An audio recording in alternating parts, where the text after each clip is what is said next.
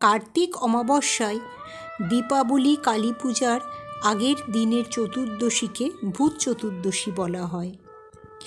অনেক হিন্দু বাড়িতে এদিন 14 শাক খাওয়ার রীতি রয়েছে। এটি শুধু যে একটি ধর্মীয় রীতি তা না, এর পিছনে বৈজ্ঞানিক কারণও রয়েছে। প্রবাদ আছে, কার্তিক মাসে ভূত চতুর্দশীর দিন যিনি 14 শাক সেবন করেন যমের আলয় তার কাছ থেকে সর্বদা বহু দূরে থাকে।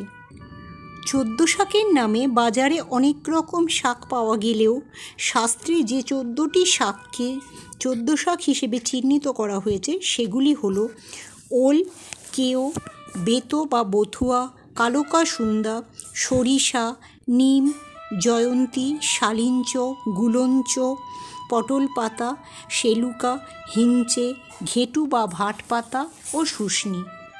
এই সমস্ত শাকগুলিতে ফ্যাটি অ্যাসিড, জৈব অ্যাসিড ও প্রচুর মাত্রায় খনিজ লবণ থাকে। এদের কোনোটির সমগ্র অংশ বা কোনোটি শুধু পাতাটিকে খাওয়া হয়। এর প্রতিটি ঔষধি গুণ সম্পন্ন, তাই আয়ুর্বেদে শরীরের বিভিন্ন রোগ উপশমের জন্য 14 শাকের উল্লেখ রয়েছে।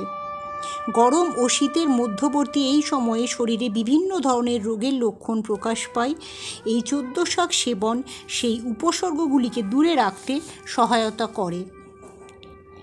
এর কোনোটি অন্ত্র ঠিক রাখে, কোনোটি যকৃৎ তো কোনোটি চর্মরোগ দূর করে, কোনোটি ফুসফুস পরিষ্কার করে তো কোনোটি পিত্তদোষ কাটায়, কোনোটি আবার বায়ুবিকার দূর করে, কোনোটি মুখে রুচি ফেরত আনে, কোনোটি শরীরের বর্জ্য পদার্থ নিষ্ক্রমণে সহায়ক, কোনোটি আবার ঋতু পরিবর্তনজনিত আবহাওয়ার থেকে রক্ষা করে এবং কোনোটি স্নায়ু স্নিগ্ধও রাখে।